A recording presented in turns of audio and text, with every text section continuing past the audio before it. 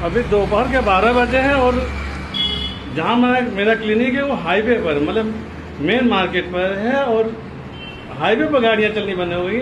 सोचिए इस परिस्थिति में दुकान में बैठकर क्या किया जाएगा। इसलिए निकलते हैं घर। जय माता दी, जय माता दी।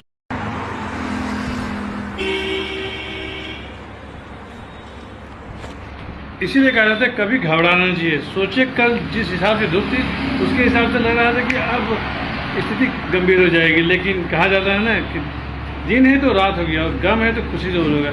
इसलिए कभी भी हताश न होए और मेहनत करें। अभी मेरे एक फॉलोअर ने कहा कि डॉक्टर साहब आपके पास समय कैसे मिल जाता है, मतलब आपके पास टाइम है तभी आप वीडियोस बना पाते हैं। मैंने उनसे तुरंत कहा कि देखिए भैया, समय किसी के पास नहीं होता है, समय निकालना पड़ता है। अगर आपका किसी काम के प्रति लगाव है और प्रेम है तो बात माने उस काम के लिए आपको समय निकल ही जाता है। तो जितना अधिक हो सके कोशिश करते रहें। जय माता। हेलो दोस्तों, मैं डॉक्टर चंद्रशेखर आपको नए विचार, नए मुद्दे, नए मोटिव। सचमुच आने वाला समय बहुत ही खतरनाक होने वाला। वजह क्या है कि देखिए, मालूम है होता क्या है कि आदमी के अंदर से जो लगाव और जो फीलिंग की भावनाएं होती है वो धीरे धीरे से ही खत्म होता जा रहा है। और वजह सिर्फ क्या है, लोग हर आदमी अपने आप को मालिक समझने लगा। पहले के ज़माने में पहले एक मुखिया होता था, उस मुखिया के अनुसार पूरा घर व्यवस्थित होता था। उस मुखिया की वजह से ही पूरा घर सुचारू रूप से चलता था और जो भी पैसे लोग कमाते थे उस मुखिया के हाथ में देते थे कि ये लीजिए और इससे आप पूरे घर की व्यवस्था चलाइए।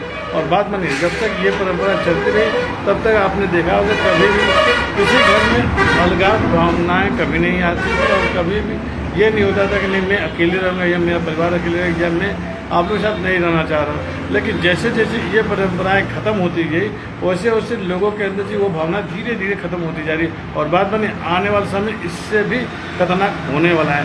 क्यों खतरनाक होने वाला है कि आने वाले समय में हम लोग जो सोच रहे हैं ना कि नहीं ये जो हम कर रहे हैं ये सिर्फ मेरे तक सीमित रहेगा, आगे ये चीज़ परिवर्तित नहीं हो या आगे नहीं बढ़ेगा, तो ये एकदम मूर्खता वाली बात है। क्योंकि जैसे कि जो चीज़ें हम लोग घटित कर रहे हैं या जो चीज़ें हम लोग कर रहे हैं, आने वाले समय हमारे बच्चे भी उसी टाइप का सेम करेंगे और हो सकता है उससे अधिक करें। वजह क्या है कि हर आदमी आज में अर्निंग पर्सन हो गया, मतलब पैसे कमाने वाला हो गया है। और उसके अंदर ये भावना कतई नहीं रह गया है कि अगर मैं ऐसा कर रहा हूँ तो मैं इसका क्या परिणाम होगा। और पहले के समय में लोग इसलिए डरते थे कि कहीं माता पिता या कहीं मेरे दादा दादी कहीं कुछ ऐसी चीज़ें न कर बैठे या ऐसी चीज़ें न कर दे जिसके वजह से उसका भुगतान मुझको भोगना पड़े। और इसी वजह से बात बनी, मैं सल्यूट करता हूँ अपने दादा दादी को या अपने पुरखा पुरनिया को जो ये कल्चर को नियाद किए थे, मतलब जन्म दिए थे और उस कल्चर के अनुसार लोग आज तक चले आ रहे थे।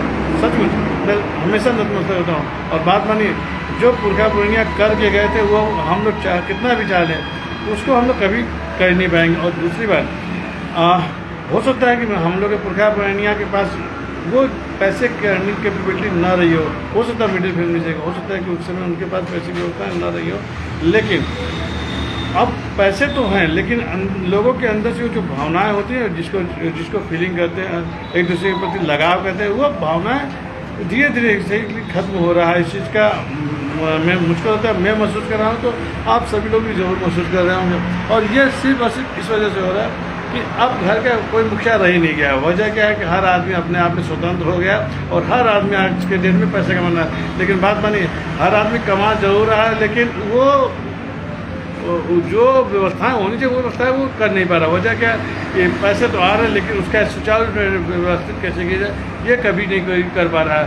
और यही सबसे बड़ी विनाश का जड़ होता है। बात माने, विनाश काल है विपरीत बुद्धि जिसको कहा जाता है, वास्तविकता यही है।